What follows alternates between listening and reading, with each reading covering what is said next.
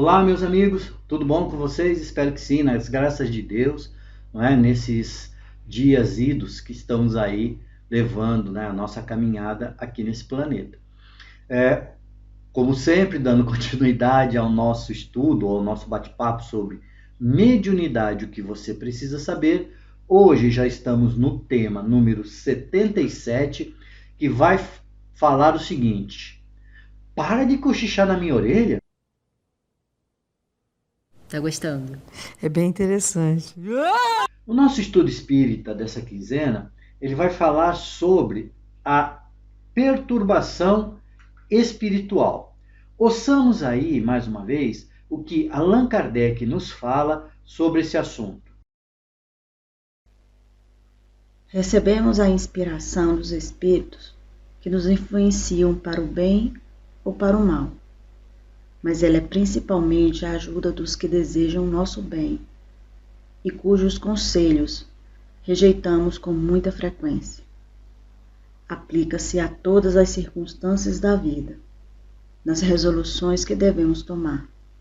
Nesse sentido, pode-se dizer que todos são médiuns, pois não é quem não tenha os seus espíritos protetores e familiares que tudo fazem para transmitir bons pensamentos aos seus protegidos. Se todos estivessem compenetrados dessa verdade, com mais frequência se recorreria à inspiração do anjo guardião, nos momentos em que não se sabe o que dizer ou fazer.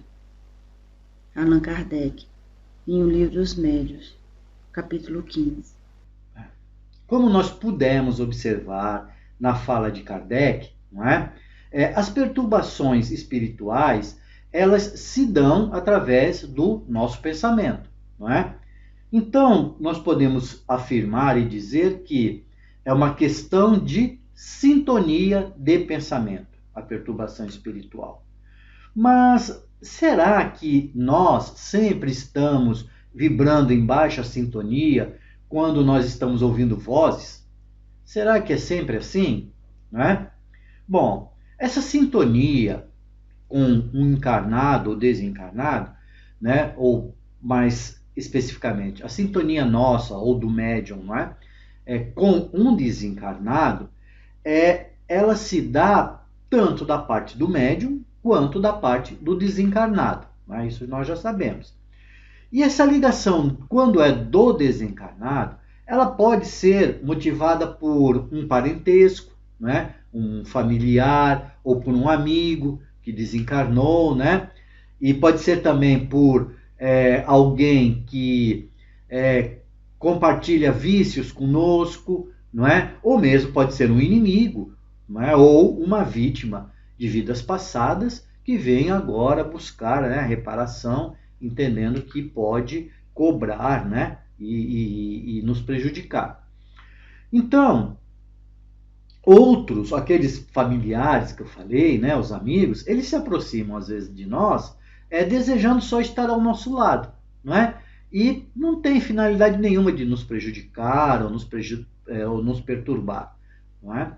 E também tem aqueles outros que são os segundos, que estão lá no segundo caso que eu falei, que tem essa finalidade realmente de atrapalhar a nossa caminhada, a nossa reencarnação, não é? De perturbar a nossa vida.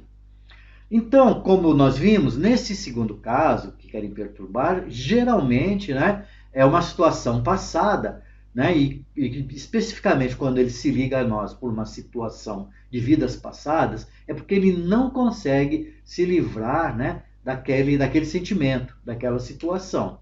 Né? E como os médiuns ostensivos, né, aqueles que têm mais facilidade de entrar em contato com o mundo espiritual, não é? Eles têm, por isso, então, também, consequentemente, né, é mais fácil para eles, ou mais comum, eles ouvirem vozes. Tá? É óbvio que nós temos sempre que considerar, né, nessa relação de ouvir vozes, não é, que pode ser um problema físico também, né, um problema aí de esquizofrenia, né, uma doença tratável e tudo, né, com medicamentos. Então, não é a pessoa chegar no centro espírita eu ouço vozes, ela vai desenvolver. Não é isso.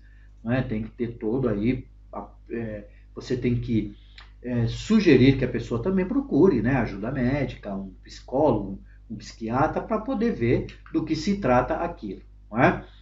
É claro que também ouvir vozes que somente o médium ouve, né, somente aquela pessoa ouve, a vida dele nunca vai ser normal, que nem quem não ouve, não é? Então, muitas vezes, os cônjuges, né, os familiares, os amigos, né, geralmente acho que a pessoa está meio louca, né? Tá me olhando por quê? Eu sou normal!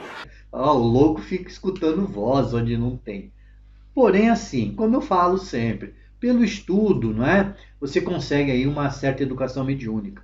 É claro que também pelo trabalho, pela prática, né? Isso vai auxiliando o médium a controlar, né, a mediunidade dele, esses efeitos, né? Essas relações, ele vai com o tempo e com o estudo entendendo o que está passando com ele e vai ali controlando, não é, todo esse processo.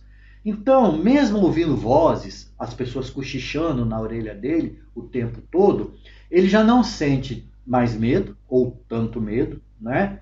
Sabe o que vai fazer, como tem que agir, né, nessas ocasiões, e o mais importante, ele acredita e tem certeza de que não está louco. Não é? Isso que é muito interessante. Então, ao estudar, o médium ele entende que ele não é um ser indefeso que os espíritos atacam e ficam cochichando na orelha dele. Né? E isso leva a fazer o quê? Com que ele se proteja da influência desses espíritos perturbadores. Por isso que nesse processo ainda é de extrema importância o autoconhecimento. O médium se conhecer, não é? Por quê? Porque é por meio desse autoconhecimento que o médium ele consegue distinguir o que é intercâmbio mediúnico, o que é alguém perturbando e falando na sua orelha, não é? Ou se é apenas o próprio pensamento dele, que também pode ser. Não é? O próprio médium está ali refletindo, não é, o pensamento dele, porque muitas das vezes essas vozes elas vão bem direto lá no cérebro da pessoa. Não é? Então é isso que é importante, ele estudar, se autoconhecer, entender a mediunidade dele, para ele poder fazer essa distinção. Ouçamos aí o que Allan Kardec nos fala mais uma vez sobre o assunto. A faculdade mediúnica é para os espíritos apenas um meio de se comunicarem. Seria errôneo, pois, acreditar que os espíritos só exercem sua influência através das comunicações escritas ou verbais. Essa influência é permanente e os que não se preocupam com os espíritos, ou nem mesmo creem na sua existência, estão expostos a ela como os outros, e até mais do que os outros, por não disporem de meios de defesa. Portanto, mediunidade permite ao homem ver o seu inimigo face a face e combatê-lo com as suas próprias armas. Allan Kardec, em O Livro dos Médiuns, capítulo 23. Então, meus caros amigos e amigas, se vocês estão ouvindo vozes e acreditam que estão ficando louco, saiba que... Pode ser sim, pode ser não.